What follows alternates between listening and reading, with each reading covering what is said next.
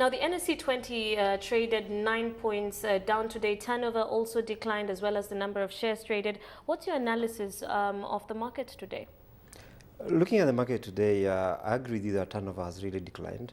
And what we've seen is that we've seen foreigners taking a wait-and-see situation at the moment, maybe due to perceived political risk following, of course, the deadlock between the Christian churches and the government on the discussions regarding the constitutional review. And based on that political risk, we've seen that they're not coming strong as they have been in the previous weeks, and that could be advising the low performance on the market, especially as regard to turnover. But then we're also seeing a shift from the commercial and services stocks into financials, and this is due to the expected announcement by various listed banks. Especially following that, we've already just seen Equity Bank announce a 43% growth in their first quarter earnings. And there's also increased focus now shifting again also towards the industrial and allied sector, mainly due to positive projections of the GDP growth, following, of course, the lowering of lending rates by various banks. And we expect that access to credit is going to be easier at the moment and cheaper. And maybe based on that, we are seeing that investors are optimistic with the economy growing going forward. Now, other analysts say there also has been mild profit taking. On which counters are investors currently booking gains, and how has it impacted demand? Okay, in my view, I won't really. I haven't seen yet a lot of profit taking, especially given the reduced turnovers, given the low turnovers. And if there was mild profit taking, then I believe it's just among the foreign investors, which again explains that they're sort of pulling out of the market just to wait and gauge and see where exactly the political risk, how significantly the political risk is going to affect the economy.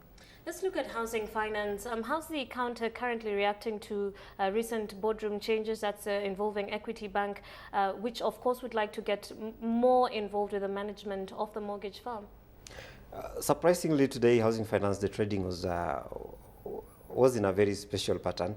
We've seen it trade close to 500,000 shares, all valued at 11 million. And out of these 11 million, foreign traders were actually on accounting for 9 million percentage of that. So in regard to what you just said, in regard to the board realignments that happened recently, we see that investors, especially the foreign investors, have taken that positively, and maybe that's why they're coming in strong, because they believe that the realignment was necessary just to be able to review the whole business strategy and bring it back into more profits.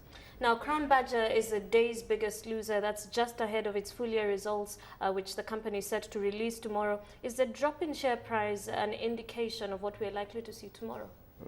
It could be both, actually. Could be both a little bit of profit taking, because we've seen the counter significantly go up for the last 1 week.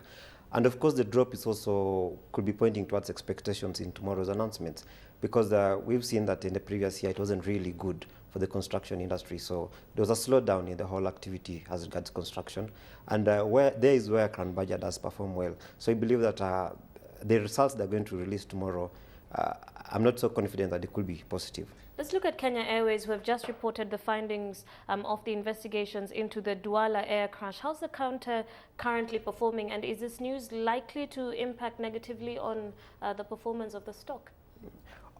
Maybe at a later stage, but at the moment it hasn't impacted negatively on the stock. So the stock has still maintained. And on the fact that actually the report is out, yes, but it's not yet in the public domain. So we don't really know exactly what's contained in that report. And maybe after, as when we see that particular report, we can be able to tell whether Kenya Airways had a role to play in the whole crash, and whether they can be blamed on that. So at the moment, I can say that the report is not in public domain, and we have not yet seen that particular announcement impacting on the share price.